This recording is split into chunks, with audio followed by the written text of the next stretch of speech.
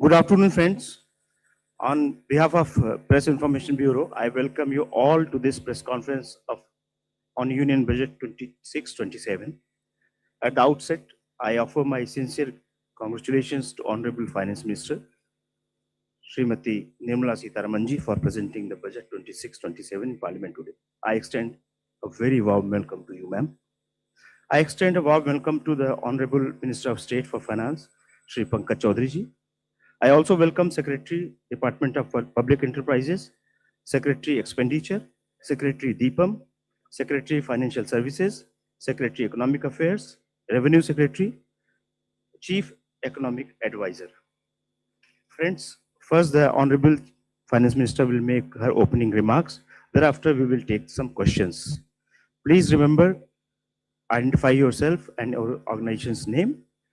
And I would request you to ask one question only so that your friends can be accommodated. Thank you very much. Over to Honorable Finance Minister. Good afternoon.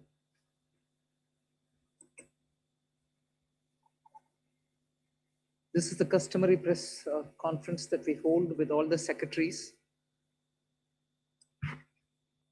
You've heard the entire budget being presented in the Parliament. So as opening remarks, I'll just highlight some of the points which we want to draw your attention to. But subsequently, of course, we'll answer all your questions. All the secretaries are here with me. So this budget being the first one, as the Honorable Prime Minister said 2 days ago, this being the first one for the second quarter of this century, also leading towards Viksit Bharat 2047. We are laying the path and giving a push to the economy to maintain the growth momentum. And for that growth momentum or sustained economic growth, which we want to ensure, primarily we are looking at building the ecosystem with structural reforms which will go on. Reforms have been carried out.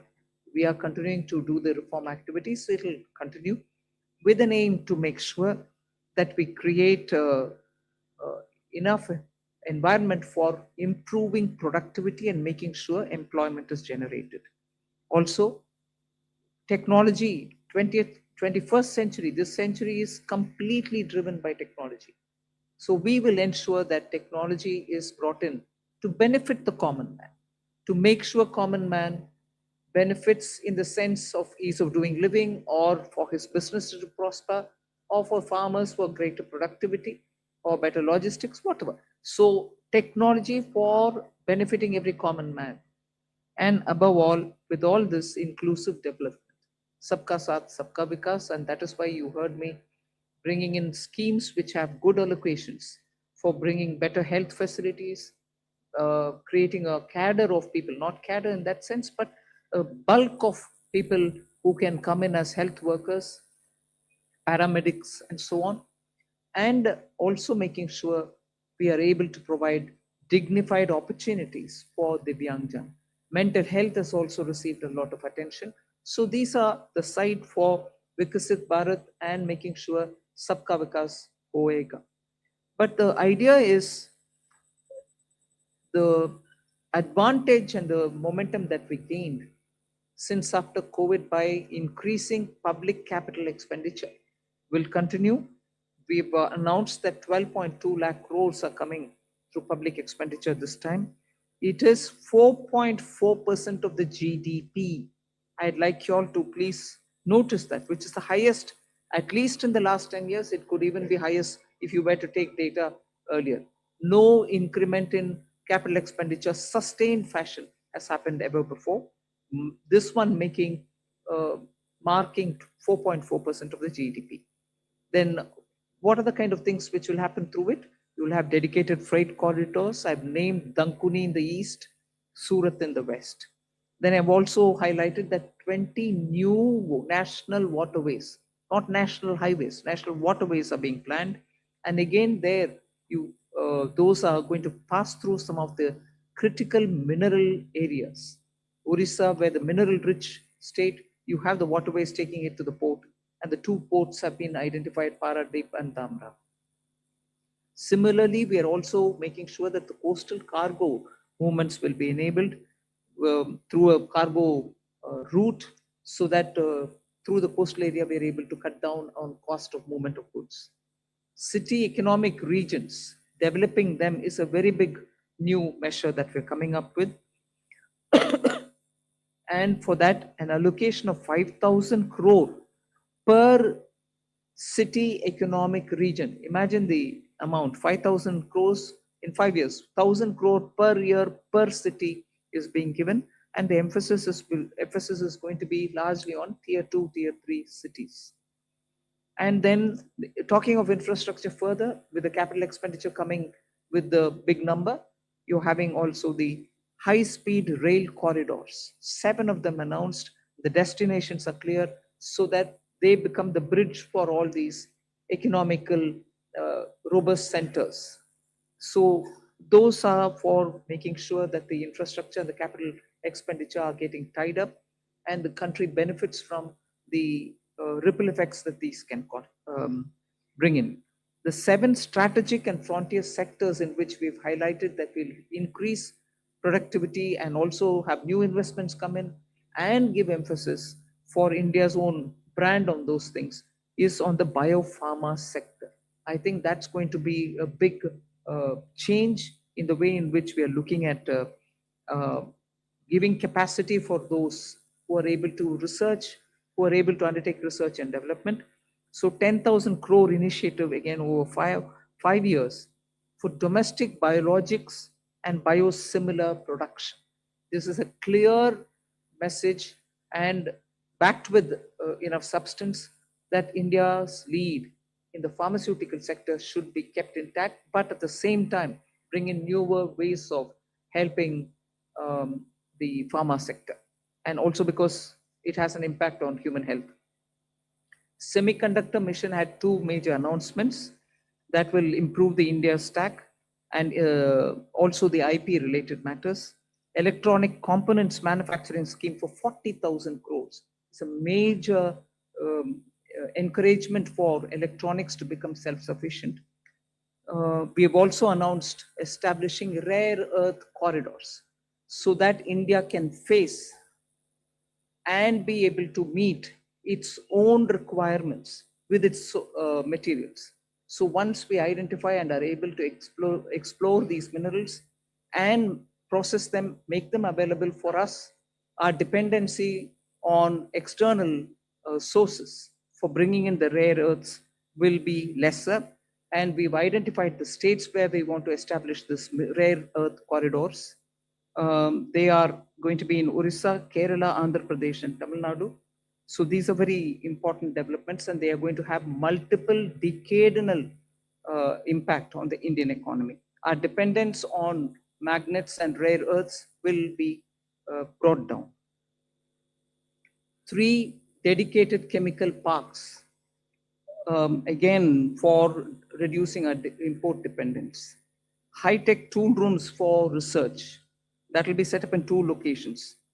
Very important thing is about the construction equipment being imported. That could be for building tunnels or metros or high energy and also heavy duty equipments, which we are relying on imports. We want to manufacture them in India. And that is why I said, how does it affect the common man? It affects because firefighters today have novel, new, big ticket and small, very small firefighting tools and weapons or equipments. We don't have them in this country. That's why if there is a fire accident in some very congested area, our equipments are not able to reach those points. Whereas there are equipments which today are produced abroad, which can navigate those small corridors and go save people's lives. Whether they are huge ones, all of which we want to make sure that we will have production in this country itself, whether they are tunnel boring or anything else, from small to big, we want to bring in those very impactful infrastructure into India. So we'll support domestic manufacturing. Then container manufacturing is another, which we'll support. I think I've gone in detail talking about the textile support in various forms. One very important announcement was made, Mahatma Gandhi Gram Swaraj initiative, which will make sure khadi, handloom, handicrafts will all be brought in, and one district, one product will all be brought in this initiative, and we'll be able to support rural artisans, rural workers, and handloom weavers in those areas. Legacy industrial corridors have got saturated.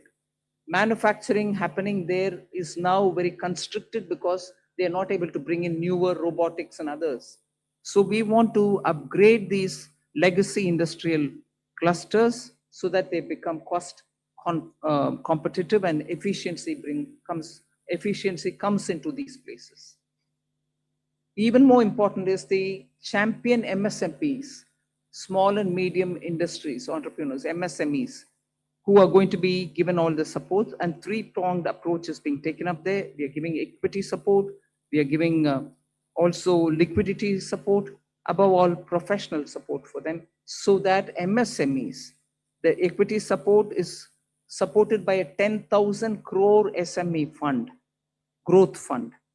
Above all, we are also topping up the Self-Reliant India Fund with 2,000 crores. So MSMEs should not feel any dearth of resources for equity. Similarly, they shouldn't feel any difficulty for liquidity in their hands, because the TREADS platform will now be treated almost as a backed up, security backed up instrument with which they'll be able to discount and get their monies.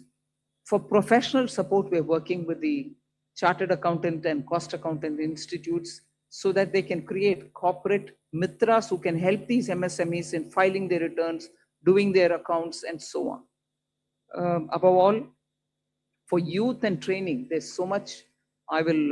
You've heard the speech, so I won't want to take your time on it. High-powered education to employment enterprise, standing committees being formed so that they can recommend measures for service sector as a core driver of Viksit Bharat.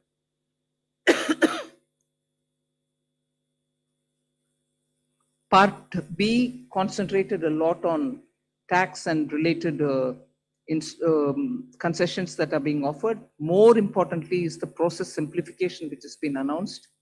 So elaborate measures have been taken.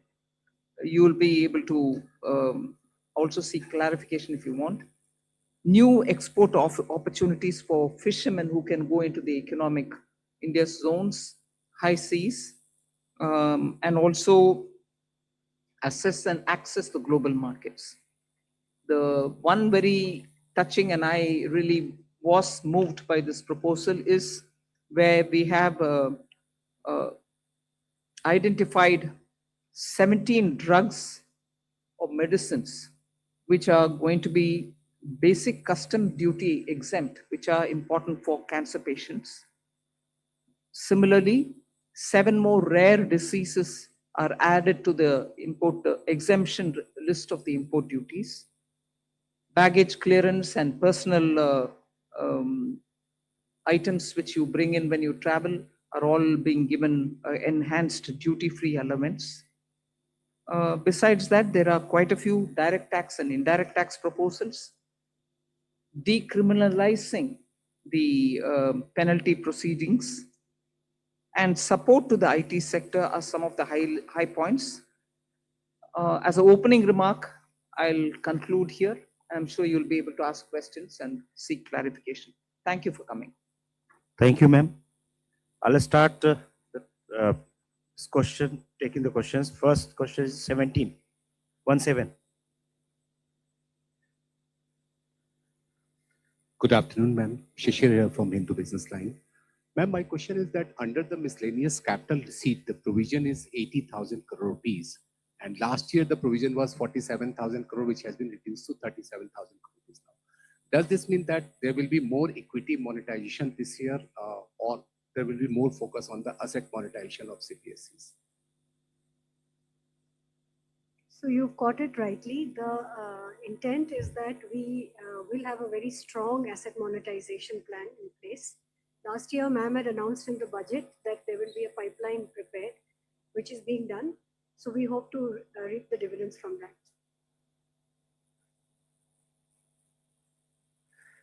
238. Ma'am, Timsi Jaipuria, this side from CNBC TV 18. I just wanted to know the rationale behind the hike in STT in futures and options.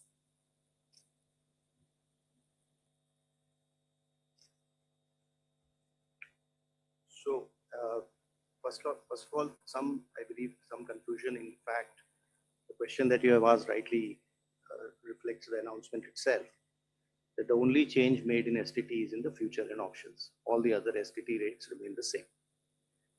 The primary objective of raising the tax rates on STT has been that it is felt that when you look at the volume of transactions in futures and options, whether you compare it to the size of GDP or size of the underlying securities market, it is largely in the realm of heavy speculation, which results in losses to small, retail, unsophisticated investors. And the government's intention is to discourage speculative tendencies. And the increase in rate is essentially in that direction. So it is meant to essentially handle the systemic risk in derivative markets.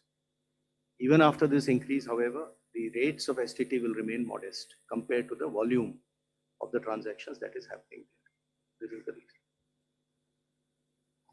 54. Ma'am Tarun Sharma from Zee business. Ma'am आपने पूरा budget जो है वो new emerging sector पे बड़ा focus रखा है। Ma'am मेरा सवाल आपसे दो हैं, यदि आप अलाउ करें। एक, मैम आपने जो एक्साइज ड्यूटी का कैलकुलेशन किया है वो पिछले बजट एस्टिमेट से इस बजट एस्टिमेट में तकरीबन 22% की ग्रोथ देखने को मिली है। दूसरा मैम, जो आपने एमएसएमई के लिए कहा कि जो ट्रांजेक्शन्स होंगे उसके लिए आप एक्सचेंज प्लेटफॉर्म का यूज करना होगा, तो क्या मैम ये सीपीएससीज के लिए कंपलसरी होगा जो डिस्काउंट ट्रेडिंग की जो बात है? I'll take the second question, ma'am.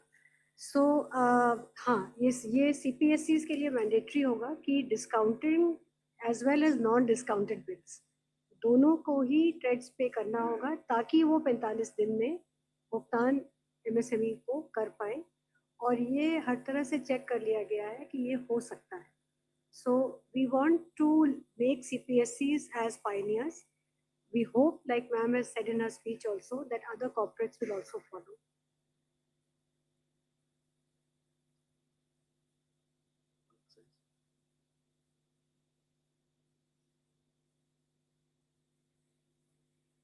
Increased by 22% from last year B to this. Because there is from 1st of February, all the tobacco products have come back into excise, and all those revenues will account for the increase of the next year. 209.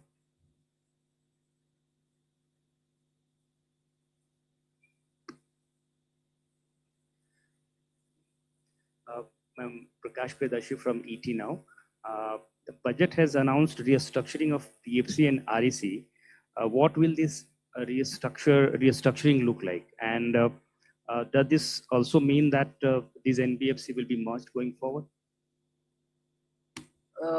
What is the later part of your question? That these NBFCs are not Will be going to? merged going forward? Yeah, I've said we are rationalizing it. You'll get to know as we go forward. We want to streamline it, and therefore we'll be taking some steps. We'll let you know the moment we decide how to go. 234. Hello, ma'am. Harsh Kumar from Business Standard. Ma'am, two questions. One is, you said that a high-level committee will be formed on the banking reforms in order to 2047. Are we going further for any kind of merger or something? Since government is continuously saying that we need at least two of the big banks, in at least of the top 20 banks. Are we going towards that?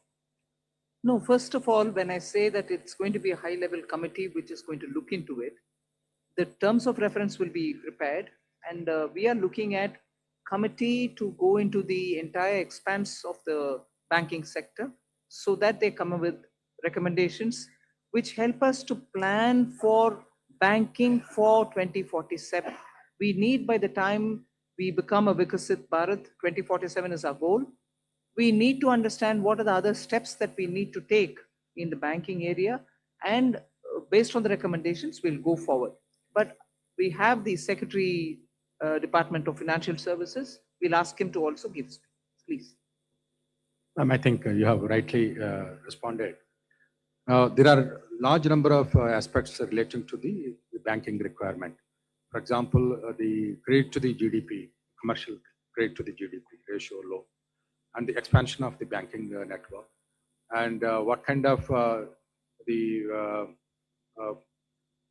procedures currently we have that is impeding both the deposits as well as credit. All those aspects will be looked at by an expert panel committee, and well, we will definitely have TOR, and then also consult the all the stakeholders, and the government will take a view on how to lay strong foundation for 2047 Viksit Bharat. Ma'am, one more question. 229. Left side, yes. Ma'am, Premanshu from Ananda Bazar Patrika. Ma'am, have you consciously avoided announcing any bonanza for the pole-bound states? And secondly, can you elaborate on this East Coast corridor, industrial corridor you announced? See, the industrial corridors are very critical for supply chains. We need a predictable mineral, rare earth and magnet related products to be made available for India's manufacturing, whether it's lithium ion, whether it's automobile sector, whether it's the new age solar. You need these rare earths to be processed and be made available. We have enough raw materials. The coastal areas are rich in these minerals, and therefore states also felt, I mean, I must credit that the interaction that I had with the finance ministers pre-budget, many states felt that there are rare earths which they can utilize. We then sat up in the budget group that we have, Revenue Secretary, DFL, Secretary DA, and thrashed out, talking with the states. What are the kind of things that we can do so that their capacities to extract these minerals, process them, make them something which the industry can benefit from. So India can be less dependent on imports of these materials. That is where, having spoken to states, we thought it's very important to recognize the corridor and give a policy for it so that industries can invest, private sector can come in, governments, state and center can come together on it. That is where these corridors were announced. And looking at the success of the defense corridor, I can confidently say these rare earth corridors will make that big a difference to the Indian economy. The first question, I think there's enough to cover all the election states. If I do, you will ask me, why have you done it only for the election states? Now I've done it for election and non-election states as well. You want me to spell out what has been done only for the election states? I'm quite happy to do it. 262, front. At the front, please. Here. Front. Good afternoon, ma'am. Sapna Das here from CNBC TV 18. Two quick questions. Just wanted to understand the gross borrowing at over 17 lakh odd crore. Would the government look at it as being on the higher side? Just asking that. And within that also, if you look at your net tax revenue stream, of course, B to RE it's higher, and a lot of concessions have been given away both on direct and indirect taxes. But the trend seems to be a bit flat, around 28 lakh odd crore. So if you could explain to us, how is this entire thing looking? And second, ma'am, in terms of the disinvestment aim, 80,000 crores, would this also include IDBI stake sale sometime in FY27? Thank you very much. So you've covered a number of secretaries all at one go. So on the borrowings, no, we don't think it's on the higher side because the net market borrowings are in the range of 11.73, which is been plus around that number for the last couple of years. The larger number is because we have 5.5 lakh crores which have to be repaid this year. So to that extent, we don't think that it's a large number. We have a plan how to manage this. And according to that plan, which also gets released from time to time, the markets would also know as well as all of you. 4. Okay. So on the tax tree, because of some concessions that were given this year, there has been some course correction. But if you look at the next year, the direct tax is growing at 11.4% and continues to be 3.1% of the GDP. The total collection would be 6.9%. The indirect tax excise is growing very healthily because of the base correction, the base which has got added. Customs too is showing a decent policy. So on the tax revenue, I think we are looking up. And even GST, as you would have seen the collection figures today, after rate rationalization, buoyancy which we had expected, and in this hall we had discussed about it, you can see that coming back on the tax. Hi, ma'am. Meghna Mittal from Money Control. The fiscal deficit target that you have set for next year from 4.4 to 4.3 is being seen as very, very gradual. Is there a specific reason, or is it because of the global uncertainties as one of the major factors for being such a gradual fiscal consolidation?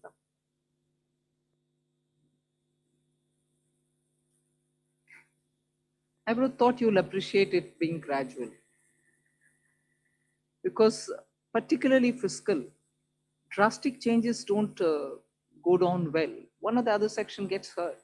We will have to be gradual, but yet keep it well within that band which gives confidence, and to show that we care for fiscal prudent management. There's no point in me dropping it to, let's say, 4. It has to be steady so that the economy goes in a steady speed. So it is a responsible number and realistic number. It's not as if I wanted it to be so gradual. It is a responsible number. We should achieve it and equally not bring in any kind of turbulence anywhere. Thank you. From the center flank, 190. Thank you and congratulations on a very comprehensive budget. Before you start, I was going to look at PIB and say this side is being ignored. Yes. But good that he called you. Thank Come. you. I'm Aprajita Saxena from CNBC International in Singapore. I'm very curious because you started talking about tech, and I want to ask a question about the ISM 2.0. There are those on the outside who say that India sort of lags when it comes to AI innovation, especially in innate innovative LLMs. Is the strategy of ISM 2.0 to sort of become part of the global value chain, or are you more positioning towards India creating its own native LLMs? Thank you. I think Kashmini Vaishnav, the minister, has been speaking extensively about this. There are several aspects of it. We want to be sure that in the semiconductor domain, we have every expertise for all those 5 major chip or modeling or the infrastructure, design, every aspect of it. So he's talking about creating abilities capacities within the country to be able to have that kind of a infrastructure well laid out within the country. And similarly, if you're looking at the way in which our startups are working, using AI, and very clearly we have also shown a path that it is not just the large language models, but also smaller ones, medium-sized ones, which can serve the requirement of your economy. So AI in India, particularly when you have a huge demographic dividend, will have to give us results to ensure that our people have work, and also the opportunities are going to be enticing enough for the youth. It cannot replace human efforts. So we are at the same time redefining for ourselves, if I may use that expression, on how to use AI, what is the capacity that we have to create, the kind of infrastructure that we have to lay in the ground for it. Equally, the products which come out of it will have to benefit our people, because our youth are revving to do more and new. For them to do something new and for them to do something more, we have to create benefits out of AI rather than push along with AI unthinkingly, that it doesn't serve our people. So I think these many different factors play in making a decision on semiconductor. And that is where semiconductor ISM 2.0 looks into these aspects as well. And I'll ask the CEA to speak a bit on it because he spent a lot of time so that he could write effectively capturing what's happening down. Ananta, you want to say anything on it?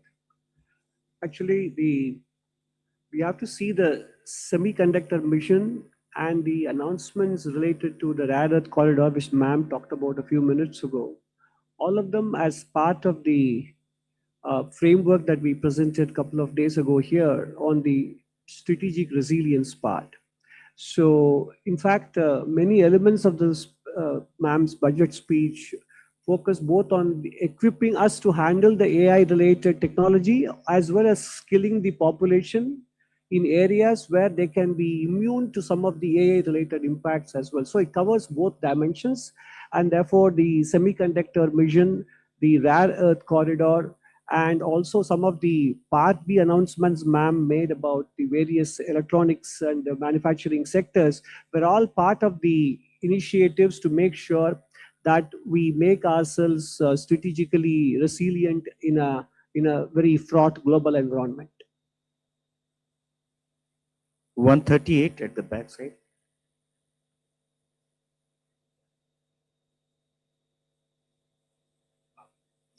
I'm Rishabh with NDTV Profit.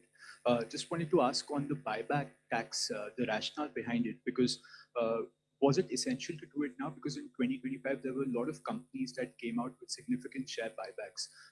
Also because, and also do you foresee some sort of a reduction in buybacks?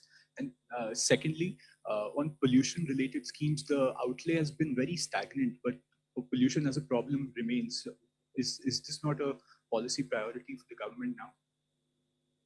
On the buyback, I'll have Revenue Secretary brief us.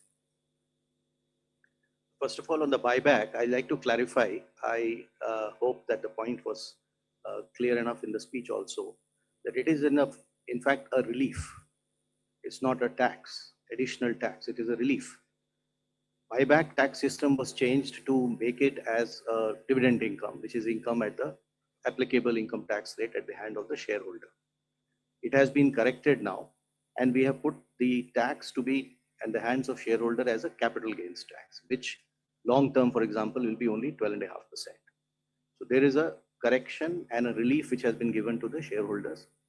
All that has been done is, the whole objective of doing that change at that time was misuse of a tax arbitrage by promoters. So the change made for promoter is that additional buyback tax on them, which again keeps things status quo for them. So even today, the marginal rate at which they would have been paying the tax as a dividend, which is at their respective income tax rates, we have kept it at 30 and 22. If it is a corporate, 22. If it is an individual, 30.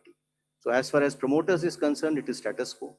As far as the other shareholders concerned, it is actually a very big relief. So that is probably what may make the point a little clearer, the announcement itself clearer. 76 at the front side.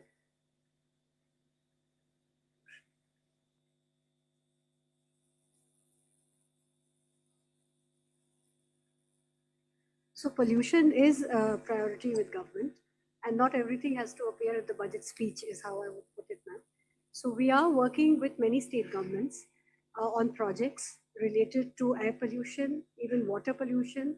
There is a significant budgetary outlay on sewage control as well as drainage.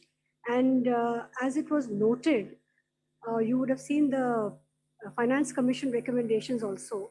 A large portion of the Finance Commission grants to the local bodies, urban and rural, is tied to water and sanitation, particularly I would say sanitation. So pollution of all kinds remains a top priority, and there are different ways in which we are trying to tackle it. Hello, ma'am. Ma'am, I am Monica from Business Standard. Ma'am, I have two questions. Ma'am, I have two questions with regard to customs. Ma'am, in your budget speech, you said that honest taxpayers will be able to close their case and they can pay the additional amount in view of penalty. So I want to know whether this is a customs amnesty scheme, and if you can just provide, if you can provide the contours of this scheme. also, ma'am, economic survey flagged the need for convergence between transfer pricing, which comes under income tax law, and customs valuation. But there was no mention in your budget speech. So is there any such proposal being considered by the government? Both on the direct tax and the indirect tax. This is not an amnesty scheme. This is essentially an offer given to the honest taxpayer who would otherwise, when he gets to know that he has to pay the duty, he will like to pay it. But because our laws require him to also pay a penalty on that, the negative connotation associated with being penalized, which he has to obviously disclose at some point of time, does create a situation for him or an incentive for him to rather dispute the duty, even though he may not want to do it. So the window that we are giving to the taxpayer is that you will, if you are willing to pay your tax or whatever is the duty, instead of penalty, that same amount you can pay in the form of an additional amount. So it will not be either a relief or an amnesty. At the same time, this amount that you pay will not be treated as a amount which you have paid as a penalty, and therefore that negative connotation will go away. You may have seen that there is another announcement of a similar nature on the income tax side, where when it comes to the cases of underreporting today, there is a provision under which you have to pay tax, interest on tax, and a 50% penalty. If you are willing to accept the demand and not go on appeal, you need not pay the penalty of 50%. You can go ahead and pay your tax and interest, and the matter is closed. What we have done is expanded this window and included even misreporting cases, where penalty is otherwise 200%. But there again, we are telling him that you can settle it by paying the tax, the interest on tax, and this 200% get reduced by half. You pay 100% as an additional income. The idea here is that if you are an honest taxpayer, accept the fact that you have to pay the duty. We will not like to brand you by using the word like penalty. That is these two windows are essentially meant to take care of those situations, which is why reference to an honest taxpayer.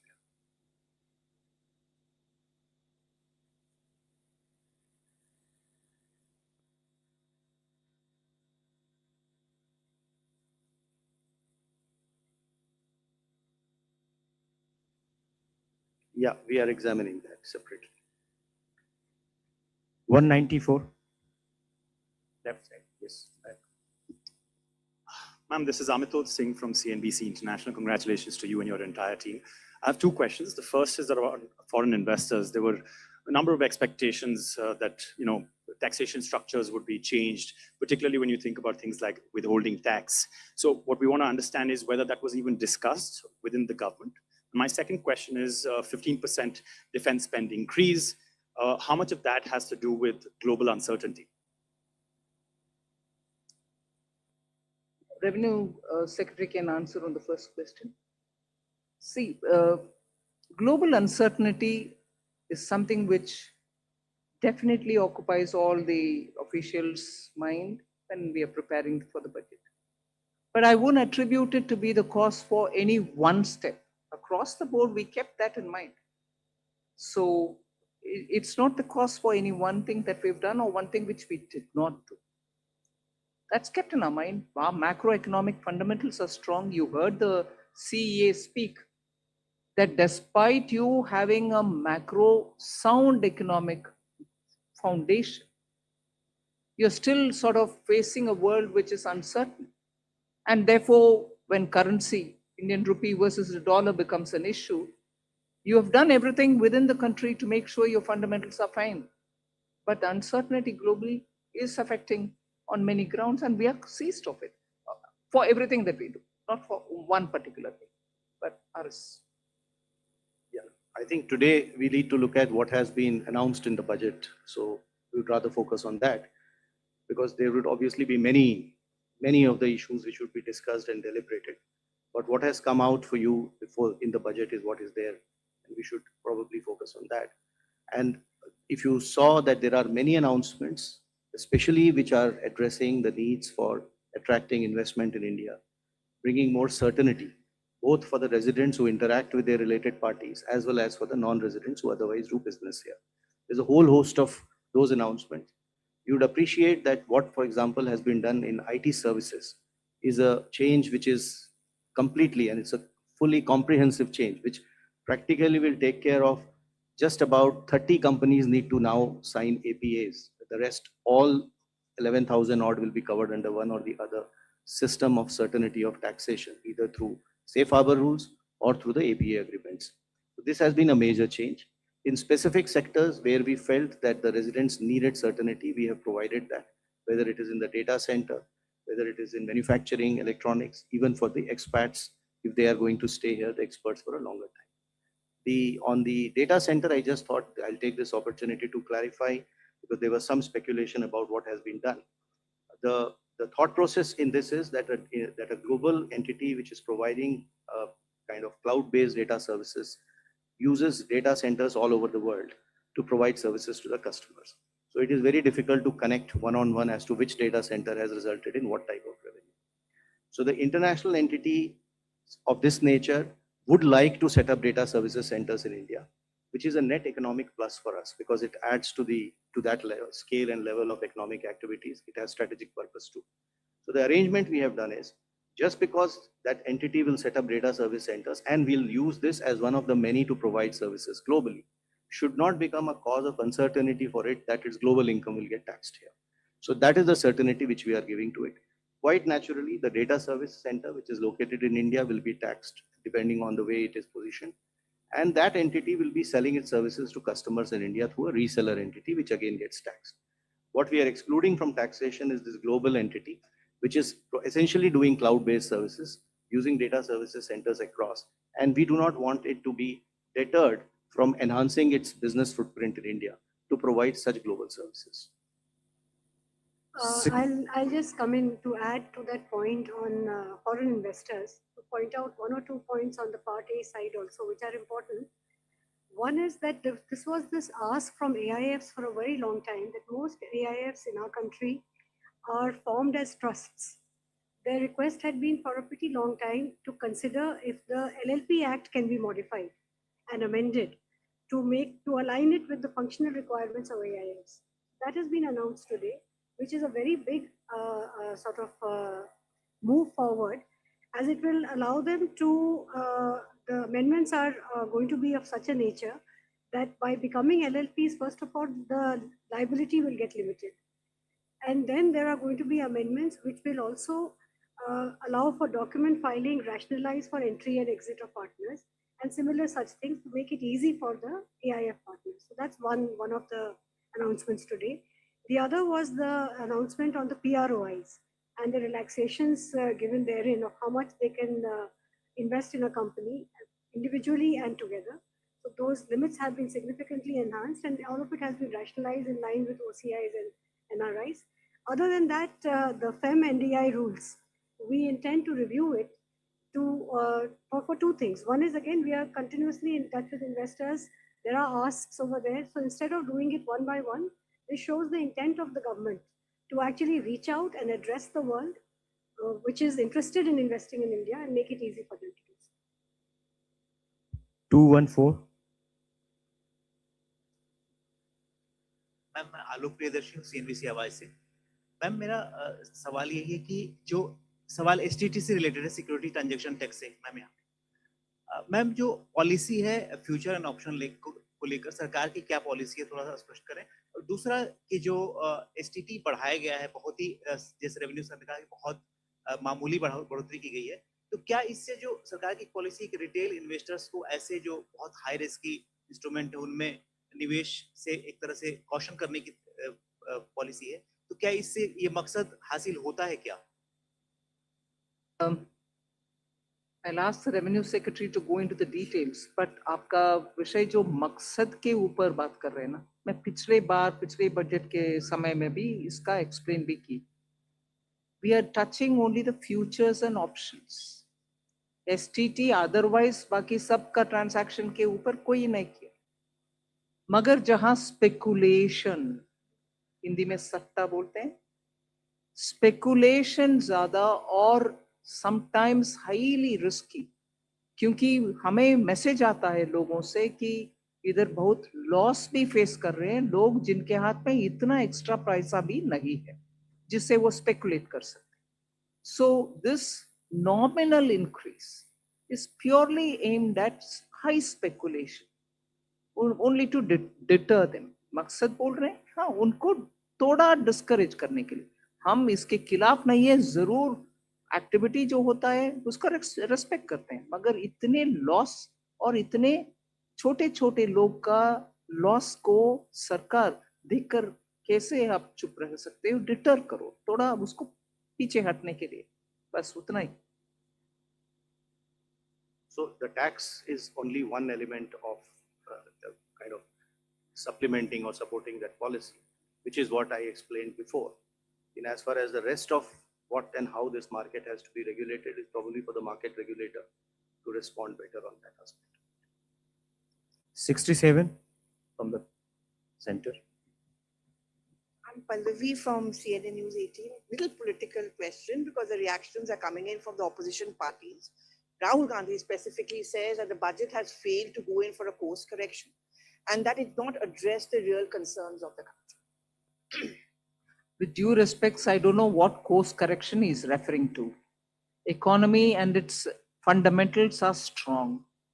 Global uncertainty is facing many of our sectors for whom we have brought in so many different schemes for those small and medium enterprises, for textiles, for leather, for shoe uppers, for people who are working in the rural areas, schemes for benefiting them, for even the farmer and value addition, for women entrepreneurs who are chote groups, self-help entrepreneurs, the she marts that we've come up with.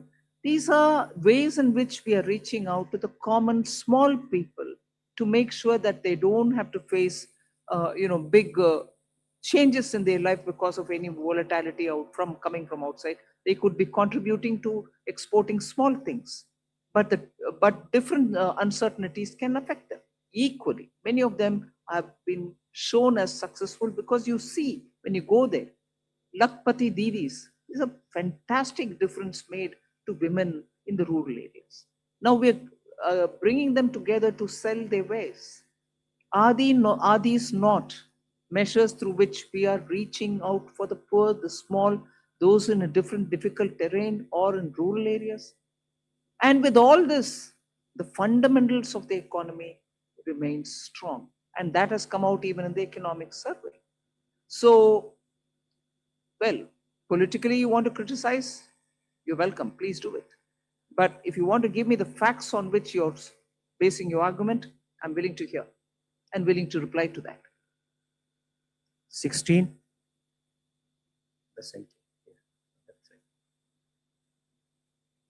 Ma'am, I am Bani Kinkar Patnaik from the Economic Times. Ma'am, I think probably one of the most important features of this budget is that for the first time in probably many years, your effective capital expenditure at 4.4% of GDP is going to be slightly higher than your fiscal deficit, projected fiscal deficit for the next year. So it means, I mean, in other words, you will be using more than your entire borrowed resources. You will be deploying that in productive spending. So I wanted to ask you that, whether it is going to be the new normal in the coming years. And ma'am, one clarification I needed. This VV Jiramji scheme, you have allocated more than 95,000 crore. At the same time, I see that Narega has also got 30,000 crore. So is it going to be on top of that, or because Jiramji scheme is supposed to replace this Narega scheme? I'll ask the expenditure secretary to respond on that. On the new scheme, the Jiramji, budget provision has been provided exactly as what you would have seen when the bill was being presented and the act was there. So we have gone exactly whatever is required has been provided. Now on the old scheme also having some money, in fact, it's a legacy of the inefficient way in which the scheme was, the MG and Narega was being implemented by the states. So there is some carryover of liabilities, 30,000 crores. So that we have taken the responsibility of verifying and fulfilling it. So that's why we have kept that, but otherwise fresh implementation will be on the new provisions.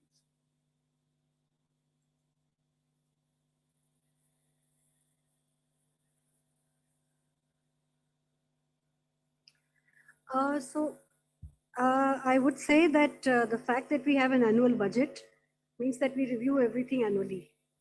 So I will leave it at that point.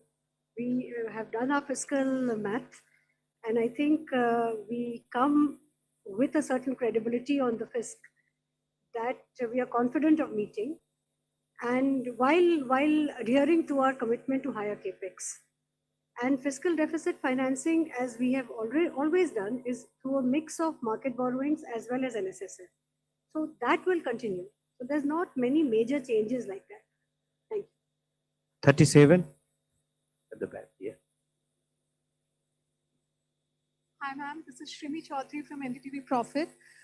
Just wanted to understand that this one-time foreign asset disclosure scheme, how that will be different from the similar scheme in the past, and if you could elaborate a contour of that, and also, is there any estimation of undisclosed foreign assets being done by the department? So this scheme is meant, first of all, for small taxpayers. There is a ceiling of the amount that can be disclosed.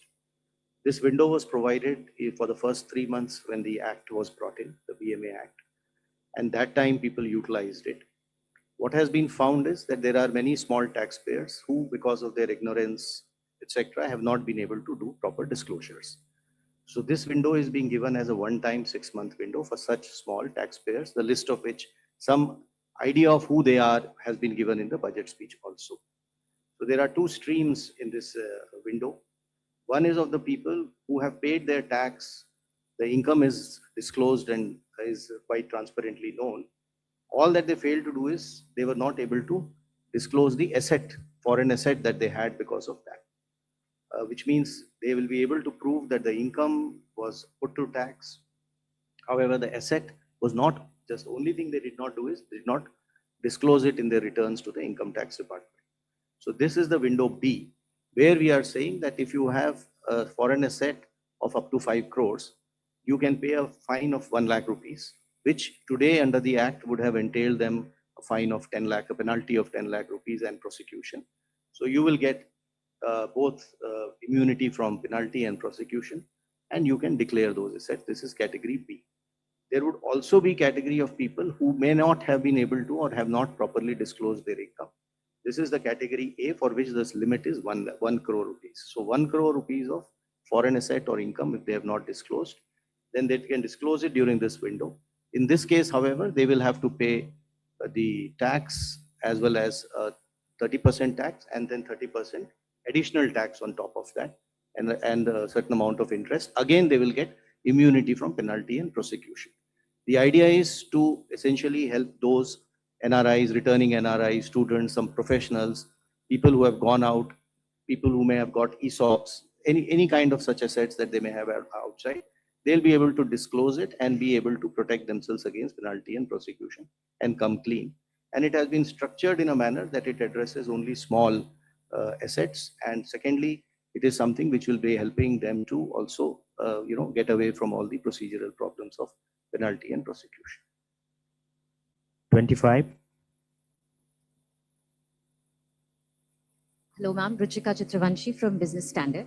Ma'am, while you have stated that global uncertainty was playing on the minds of officials across the board, if I may ask you, what was the one challenge that you were trying to address, or economic concern that you were trying to address in this budget? And we said global uncertainties play in the minds of all the officials. It is a truth that all of us are watching, that global uncertainties are really of the magnitude that we've never seen before. So naturally, we had to assess for ourselves the various ways in which these uncertainties are playing out. So all of them are equally important. 243.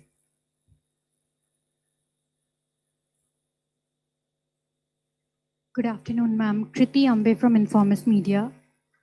Ma'am, this year's nominal GDP projection, the projection of 393 lakh crore, does it take into account the upcoming base year revision, or is it possible that this number would undergo further revision when MOSPI releases the new base year and releases its estimates based on the new base year by the end of February? Let the CEA and the Secretary EA answer that. The 393 lakh crores or 10% nominal GDP growth was arrived at based on the existing GDP base year and the methodology. Ma'am, if I could follow up on that, back in 2015, when the base year revision had happened, the previous years 14 and 13 numbers went up, nominal number went up by what, odd 9 lakh crore. So if FY26 number goes up by that sort of magnitude, or even if not from 357, it goes to 360, your fiscal deficit estimate would come down even further. So do you think there is possibility You began your question with the if, right? No answers from my side for ifs. Sure, thank you, ma'am. 45. I think what sent. Hello, ma'am. This is Pushpita Dey from the New Indian Express. So a lot of custom duty reductions have been introduced. So how do you see the impact on the revenue, and also particularly for the consumer goods like 50% duty reduction? Will there be any measures to ensure there is no dumping after the reduction happen? And also, not particularly related to the budget, after the recent Tiger Global Tax Supreme Court verdict, do you see there will be any impact on the foreign investment for India? Thank you. Customs duty, the reductions, etc., which have been given have a logic for that sector, the need for those items to be brought into India, and customs duty not to add cost to it. So there is an economic logic of why it has been done. And if you have seen, most of them are meant to essentially enhance either manufacturing or value addition within India, or help the cause of exporters who are using those imported items to export items from out of India. So this is a very conscious sectoral call. For each sector item, the value chain has been analyzed, based upon which decision on whatever moderation or whatever calibration of duties were to be done have been done. The second part, in terms of revenues, etc., is concerned, what you would have seen is there are a lot of custom process reforms that have been proposed. And the idea is essentially to enhance the volume of international trade, which should fetch us more revenues rather than playing on the rate itself. So we do hope that these process reforms will encourage more people to kind of, export in the process, probably the part of global value chain, more exports, and duty or revenues will be a result of that buoyancy. I just want to add one additional point to what my colleague Revenue Secretary said.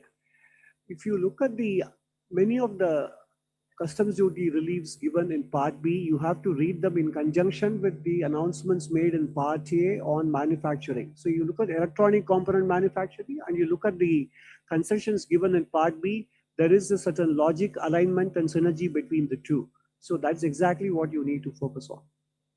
So actually, the fear of dumping there, will you be monitoring it?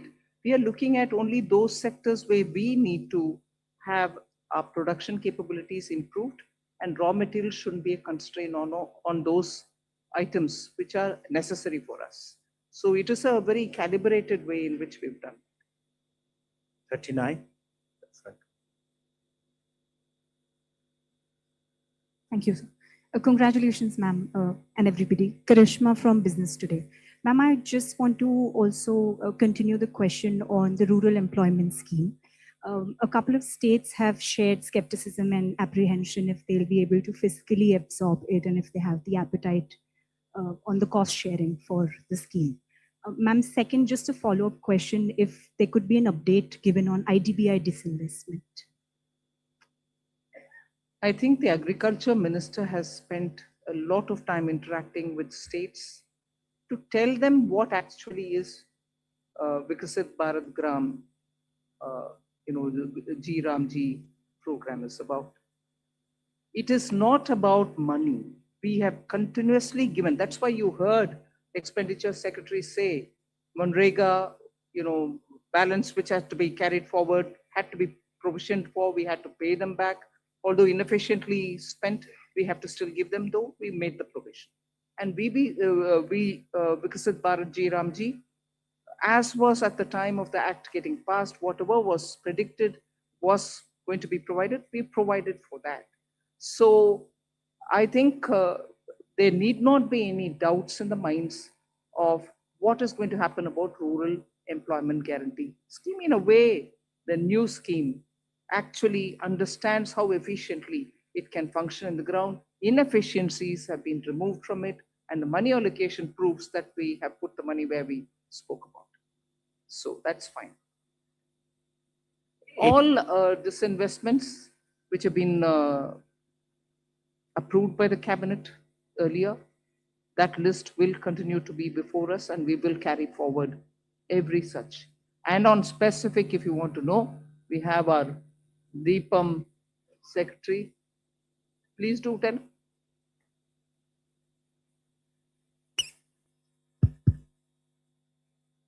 I think one thing we must keep in mind is that we follow a composite strategy, and disinvestment and closure have to be seen together as part of that composite strategy, which enhance or increase the participation and efficiency of the private sector. As part of that strategy, as Honorable FM said, whatever in principle approvals we have obtained for both disinvestment and closure, say about 50 of them, half of them have already been completed, which means about 12 closures and 13 strategic disinvestment transactions. The other ones are on track. That is why we keep aspirational targets, because we are fully on track and fully committed to completing each one of them and taking to a logical conclusion. Thank you. Yes. 81, backside.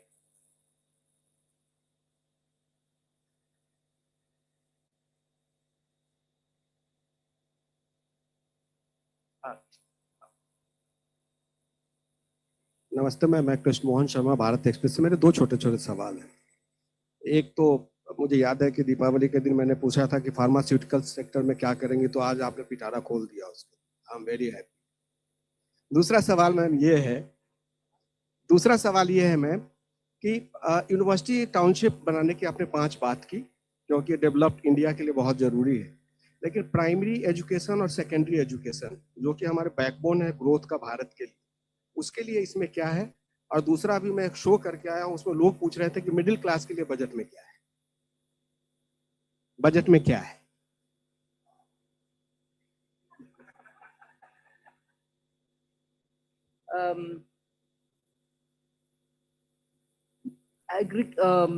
Higher education के लिए जब हम 5 university hubs बनाने जा रहे हैं, it is very important to recognize that आज private sector में यूनिवर्सिटीज बहुत आ रहे हैं।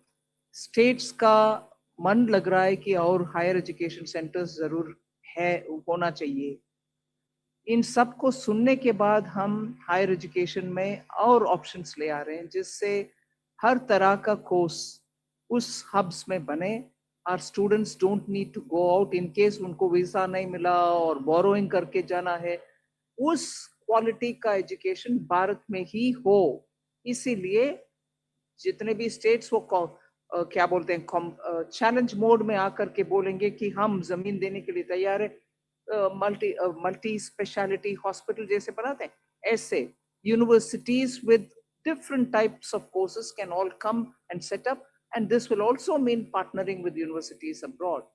So higher education में जो flexibility के साथ function करना है, और हमारे students जो बाहर जा रहे हैं उनको उसी quality के education इधर देने का, ये नहीं कह रही हूँ मैं कि हमारे universities में quality नहीं है, मगर aspirational लोग को कुछ और certificate जब चाहते हैं, वो certificate क्यों ना भारत में ही ना मिलना, why don't we provide for it? And इसीलिए वो scheme ले आए. So it does not immediately mean that we are not going to be spending on primary and secondary. Primary and secondary में इतनी सारे states के साथ collaborate करते हुए, PM श्री स्कूल हो, नवोदय विद्यालय हो, प्राइमरी से लेकर हायर सेकेंडरी तक बहुत सारे कदम पिछले 5 साल में उठाया गया। न्यू एजुकेशन पॉलिसी आने के बाद उन सबको अभी भी सपोर्ट मिलेगा सेंटर से। हम कम नहीं कर रहे हैं बजट को। 22. The friend. Hello, ma'am. Good afternoon. This is Surbhi from Business Today. Ma'am, firstly, I wanted to understand the impact of your tax proposals, both on the direct and indirect tax side, and as well as the net implication. Ma'am, secondly, a very basic question in terms of, your new fiscal anchor on central government debt reduction. What are the measures that will be followed on that? Thank you. So on the new fiscal anchor, we, like it has been announced, the glide path will be continued, and fiscal deficit, in other words, shall be the operational target to attain the debt to GDP. So it's not that we are going away from the fiscal deficit. It's not going to be the monitorable target. The target will be the debt to GDP that we are going to be monitoring. But both do work in tandem, and that is understandable. That's the way we are anchoring this.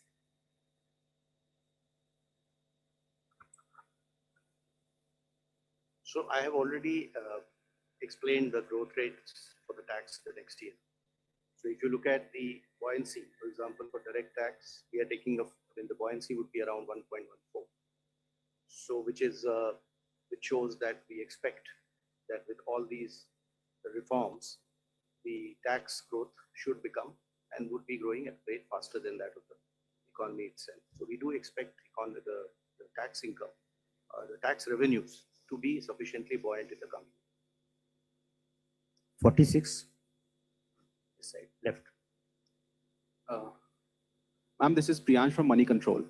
I have two questions. One is on the GST. So the GST numbers that the target for FY27 is 2.5% lower than this year's target.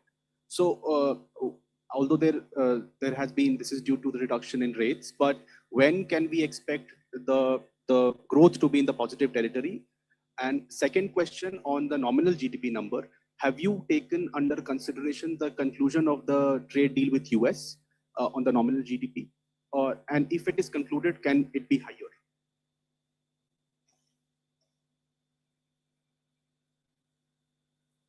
So the nominal GDP, as the CEA explained, has been calculated on an as-is whereas basis, which includes the US-India trade deal as-is whereas. When things change, we will see how the data shows. 249.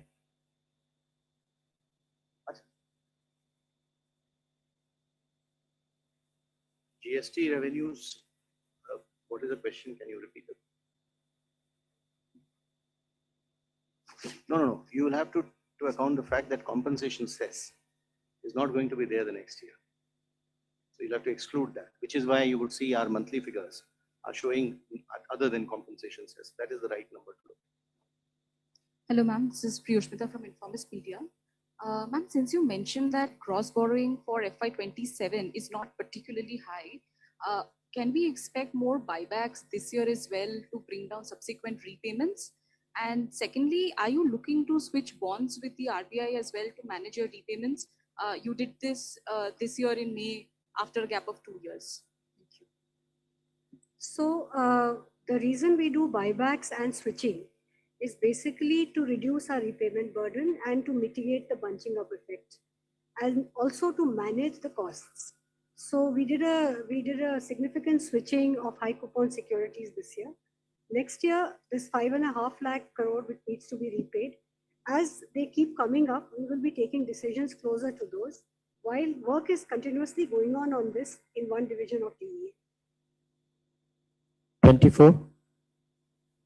Mike. Ma'am, this is Rajesh Singh from ANI. My question, could you clarify some measures in the budget to boost savings?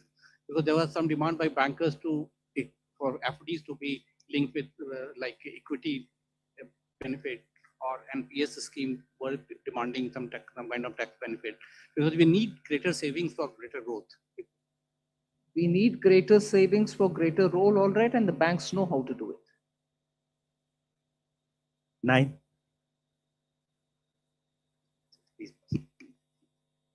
Hi, this is Adija from Money Control.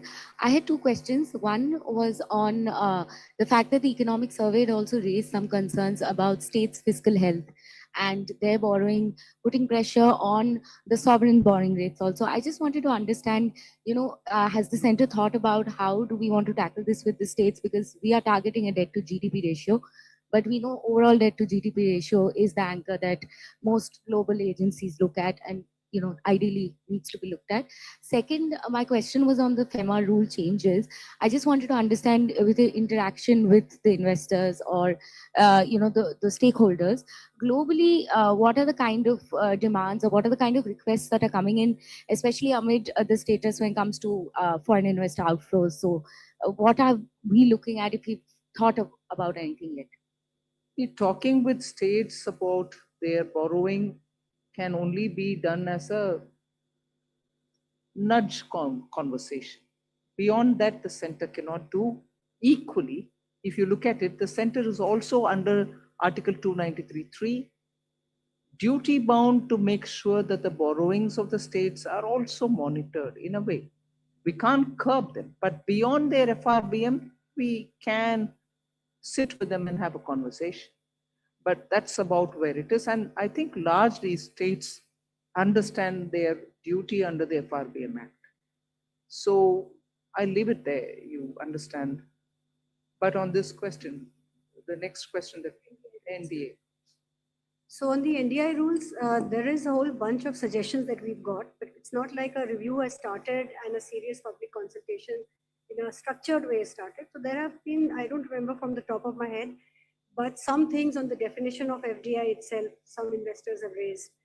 And there are other such things, but when we like ma'am has announced today that a review will be taken place, when we start the process formally, there will be formal interaction with investors and we'll take it forward. 237, third row. इसके बाद दो लोग बचे हैं. Last two questions after this. I'm Nico Chori from Reuters. Ma'am, I have two questions. One on your announcement on exempting foreign companies that provide capital assets or equipments to contract manufacturers. They have been given a 5-year exemption. So will that help the likes of Apple and Samsung that have been ramping up production in India but face some tax uncertainty? And second, on the tax holiday for data centers, would that be extended to existing companies that have existing foreign companies that have data centers?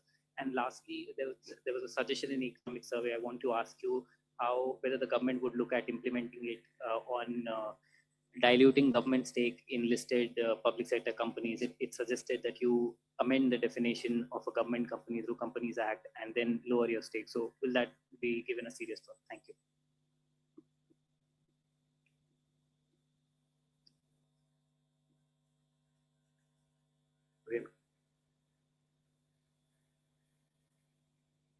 See, the contract manufacturing, that is the toll manufacturing exemption that has been given, essentially is for the companies which will give their capital goods. There will be no transaction, there will be no sale, no lease. It's just given because they have some reason to do it, business reason to do it. And it is utilized by the entity here to manufacture. So this will be in a bonded zone, customs bonded zone. Therefore, we are saying that if you bring your machine, and that machine is used by a local manufacturer to produce something, we will not consider this to be a PE connection to India, and we'll exempt you for 5 years. I mean, for 5 years, the possibility of it being PE because its machine is being used here is something we are giving him certainty by saying that we'll be exempting it for 5 years.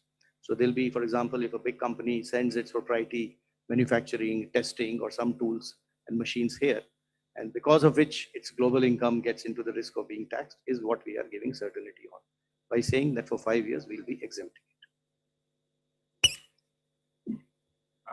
The second part of your question, if you read the economic survey carefully, it talked about two alternatives. One is that we change the definition of a government company and bring it down from 51 downwards. And the second is we bring the equity below 51 following a strategic path, which means, which could mean we look for a strategic partner, which could also mean a consortium or a joint venture approach where it may not be a government company, but it will still be a public or a government controlled company, which gives it more flexibility to operate. And as you know, economic survey is an ideation document.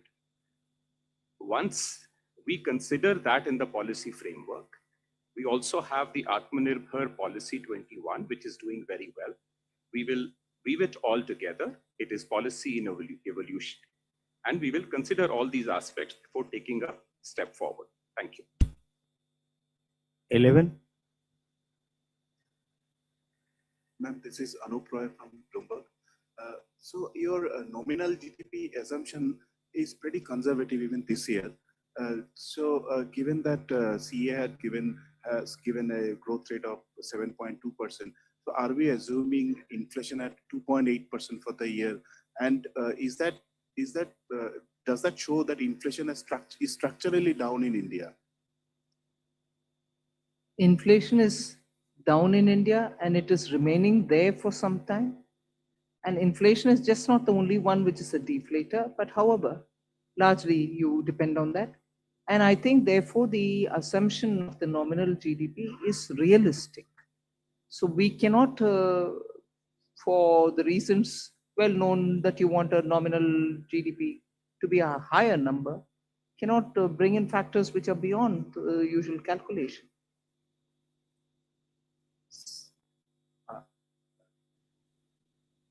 I think one more question we can take. 137. Take the mic. I'm Rakesh Kumar from New Indian Express. My question is around the electronic manufacturing as you allocated 40,000 crore rupees. So just want to know, does it include the ISM 2.0 amount? Does it include what? Indian Semiconductor Mission 2.0. That's a separate, no, ISM 2.0 is separate. Okay. Thank you. Thank you very much. You already asked. Thank you very much.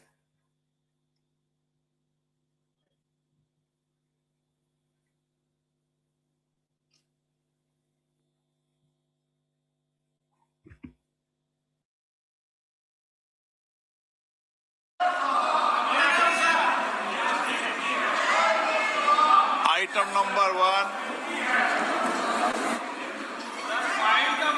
Manya